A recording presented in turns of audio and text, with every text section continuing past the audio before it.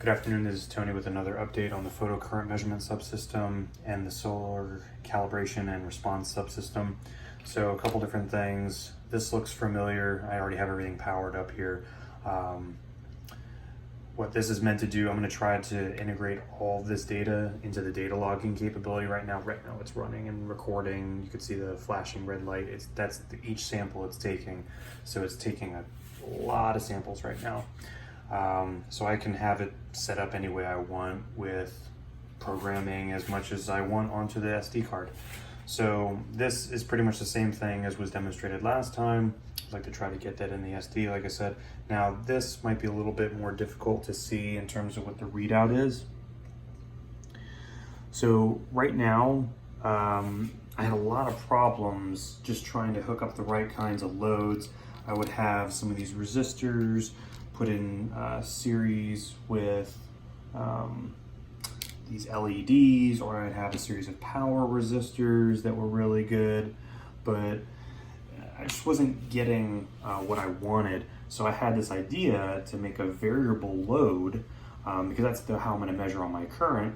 And every time I would turn these on, I would get some kind of trace voltage emanating from either my breadboard setup or something. So I found that the load actually had two different functions that I could use it for in terms of laboratory test equipment. So what I could do is actually just adjust this potentiometer, increasing the load to what I call zeroize or zero out all of my indications before I even have everything hooked up to fine tune this a little bit better. There we go.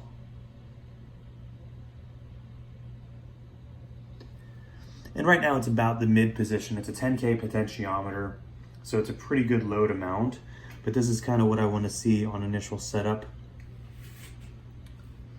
So then when I plug this in or connect the entire circuit with my solar cell, I'm getting some good measurements here. It's a little bit noisy only because I have this big lamp on, but now you can kind of see a little bit better. And that's across the load. And this is really good because I wanted some variable resistance, a variable load here, so that what I can do is I can increase the load all the way to the point where voltage is 0. And I think this cell is just a little oversaturated right now. But once I go through the motions, I'll be able to pick up really good values in my IV curve. And I'm just really full open there.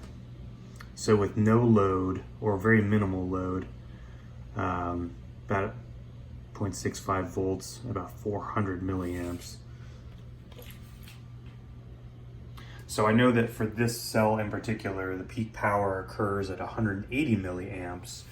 So I already know that this is just going to be a really big outlier on the curve there.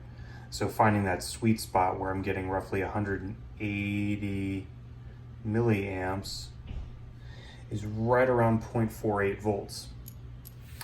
So, and that's across this rather large load here. So it'd be really good to be able to play with some of the numbers, and see how they impact the graphs and everything, especially as I have beta angle now as a function to add in there. So right now this is just a demonstration of my setup. I still need to integrate the SCARs into the PCMS. There is a lot going on with the PCMS right now, but I'll probably take away this temperature sensor, things like that, and integrate these two I2C sensors in there. So any questions, let me know.